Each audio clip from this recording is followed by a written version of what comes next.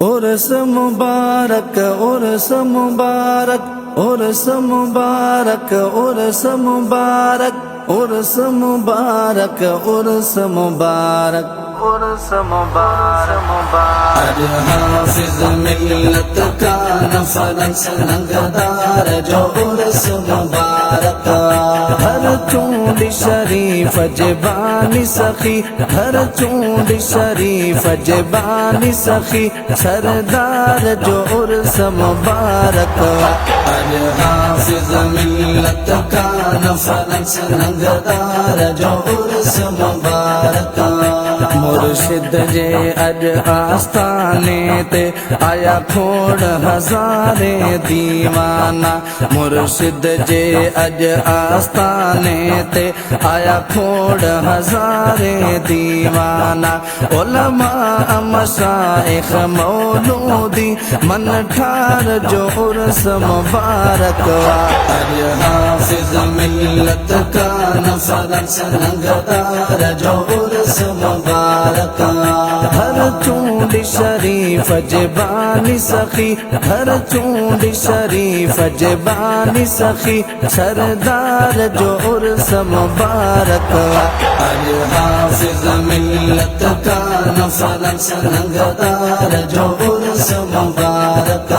ही फैज़ व रोज़े वारे जो तॾहिं त असां हिते आया हूँ ही फैज़ व रोज़े वारे जो तॾहिं त असां हिते आया हूँ गम भी न जा वेंदा गमड़ा लही गम भी न जा वेंदा गमड़ा लही गम खार जो उर्स मुबारक आज हाफिज मिल्लत का नफरत संगदार जो उर्स मुबारक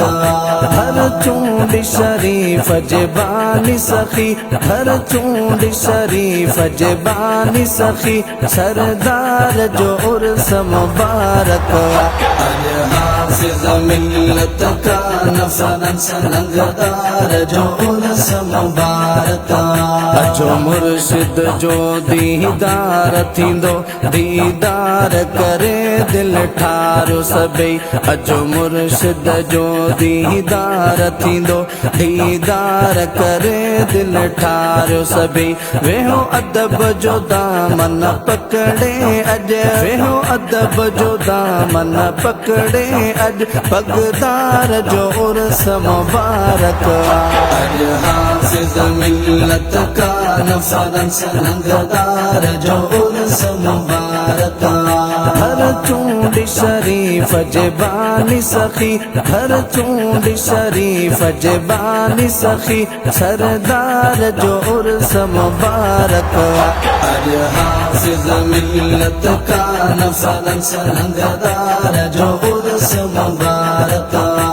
अल्लाह रसूल जी रहमत पई भर चूंड शरीफ ते बरसे थी अल्लाह रसूल जी रहमत पई भर चूंड शरीफ ते बरसे थी ला इलाहा इल्लल्लाह ला तदसी उन यार जो उर्स मुबारक आज हाफिज मिल्लत का नफरत संगदार जो उर्स मुबारक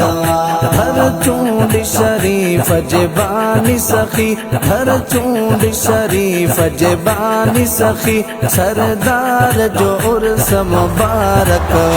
आज हाफिज मिल्लत का नफरत संगदार जो उर्स मुबारक हिन सादिक मल्क सनागर जी तोखे मुर्शिद दम दम पारतवा हिन सादिक मल्क सनागर जी तोखे मुर्शिद दम दम पारतवा तो गादी धणी मां घोर वञा तो गादी धणी मां घोर वञा सालार जो उर्स मुबारक आज हाफिज मिल्लत का नफरत संगदार जो उर्स मुबारक हर चूंड शरीफ जबानी सखी हर चूंड शरीफ जबानी सखी सरदार जो उर्स मुबारक आज हाफिज मिल्लत का नफरन सनगदार जो उर्स मुबारक आज हाफिज मिल्लत का नफरन सनगदार जो उर्स मुबारक